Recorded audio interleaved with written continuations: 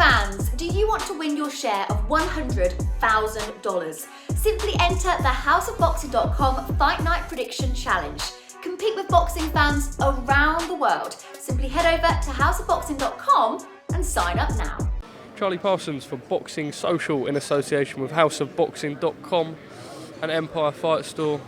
Mr. Joe, two-time Cordina. How are you, sir? We're in Monaco. This is all a very mad experience. Not for you, obviously. You fought here in 2019, but nevertheless, new surroundings for some. Yeah, it's fucking great. It's a place that's special to my heart. Obviously, I boxed here 2019. First fight at Super Feather. And it was the first fight leading up to my world title. So yeah, I love the place, full of luxury, and it's that little bit of motivation. Full of luxury it is. We said to do this interview back at the hotel. I've actually interrupted a bit of your shopping time. I know that you're a man who appreciates his expensive and nice designer brands. You will be having a little dabble at some point in this week, looking in the stores. Yeah, of course. I only do it fight week. I don't really do it on a daily. But yeah, it's something I do for fight week. Just to, obviously, like I said, I don't live an expensive lifestyle outside of my boxing. So I only do a fight week just to. How can I say? I've worked hard for it basically, so I treat myself. Well, what a place to do just that. Let's talk a little bit about it. I couldn't believe when they put the promo video together. A little bit of back and forth from your opponent, Edward Vazquez. A little bit more polite today up at the press conference table, but calling you arrogant, cocky, etc. I think the point that you were trying to make is that you really do have to be special to beat me, and I've proven that at my level. Surprised by his comments? A little bit, because really and truly, he haven't fought anyone to show that or put any performances on that to show he's got something to beat me. But listen, I'm taking this very seriously. Don't whatever he said, he thinks I'm taking it lightly and overlooking him. That's not the case at all. I've never overlooked a journeyman. He only takes one shot in boxing, and I believe it will ignite early on, but I think the class will show in the end. Let's talk a little bit about, like you say, not a lot of people in boxing know him. We know that he was on the sort of wrong end of a semi-dodgy decision against Raymond Ford. We know that Ray Ford could soon be challenging for world titles himself. Just on that, what are you expecting him to bring to the ring Saturday? He's going to bring it. It's a big opportunity for him. He's nothing to lose, everything to gain. And the thing is, he said, don't make excuses. So, regardless, there's judges around the ring for a reason. You lost the fight. Even though I thought maybe he could have won, or it was a close fight. Regardless, don't make excuses. You lost the end of it. So regardless of what we keep going on about, it was a controversial decision. Them three judges make the decision, not him, and not what he thought. So he don't make the excuses. And if I get beat, I take it on the chin. But I'm going to do everything in my power not to get beat on Saturday. You made a very good point at the press conference table that a lot is riding on this fight come Saturday, because if you were to overlook him, you overlook the opportunities that come after him. You are fully confident. I remember speaking to you a couple of months ago. You've been in camp for a while now and you're ready for Saturday night. Say that again? You're ready for Saturday night. You've been in camp for a while. You're not overlooking him. You know what comes off the back of this? Yeah, of course. I've been in camp for, since probably June. Yeah, end of May, June, early June. But then I had a couple of weeks off because Tony, the date changed.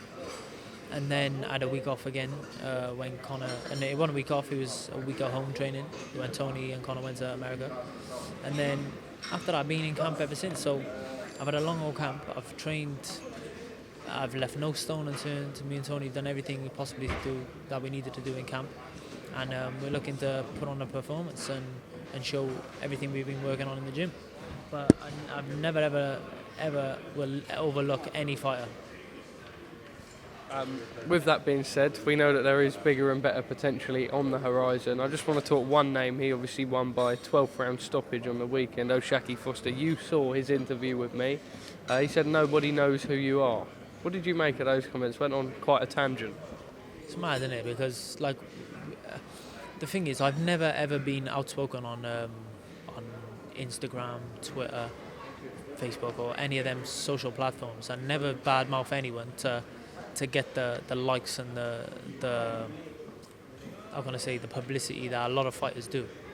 So, regardless of what he thinks, I got 100 and whatever it is, 1,000 followers, and that's not because of me being brash and talking. It's because of my fighting. I've showed time and time again what my fighting's about, and how I've built my following.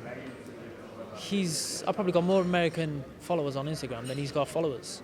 So like, he's saying no one knows me. You had arguably the best fighter on the planet, Shakur Stevenson, call me out. I know a lot of the trainers, and I know a lot of the fighters. Some of the fighters over there I've beat. So don't even go there. Only people in your city know who you are. That's it. Well, not city, your state or whatever it is, Texas. That's it. No one knew who he was until he was having a back and forth with me. And even people like in England, the proper boxing fans in Wales, even Americans message me and say, please shut this clown up. But at the same time, it is what it is. We tried to build something. I tried to make that fight in the summer. Eddie said there's no money in the fight. It can't be made. It just don't make financial sense. No one really knows him over there or over here. And pretty much it's a fight that it's a tough fight. I'm not saying it's a tough fight and he's not a good fighter, because I rate him. He is a good fighter. But at the same time, I'm not making no money from it. What am I going to do? Just keep fighting for the same sort of money over and over again? Nah, I need to change my kids' lives.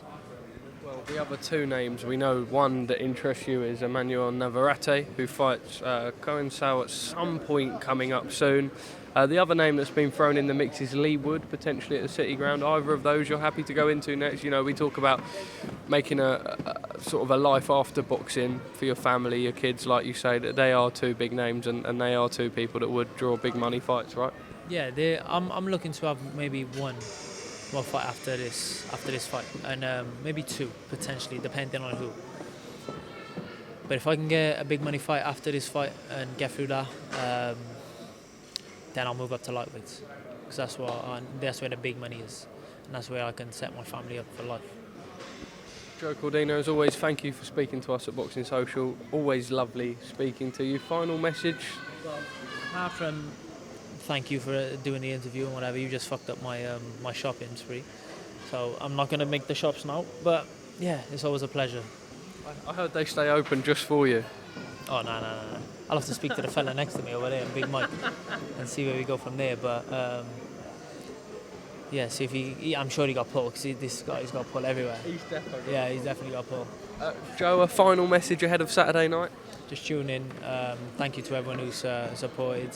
Big love, big respect, and see you on the other side.